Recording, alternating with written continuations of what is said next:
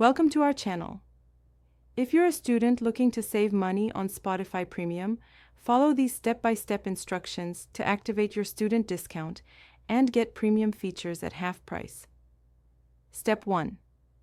Visit the Spotify for Students website at spotify.com/student or click on the student discount offer from Spotify's main page. Step 2. Click on Get Started or Sign Up for Premium Student to begin the verification process. Step 3. Log in with your existing Spotify account or create a new account if you don't have one yet. Step 4. You'll be redirected to ShareID, Spotify's verification partner, to confirm your student status. Step 5.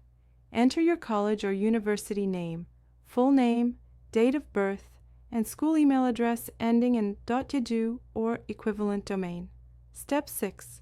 Upload a document proving your enrollment if required, such as a class schedule, tuition receipt, or current student ID.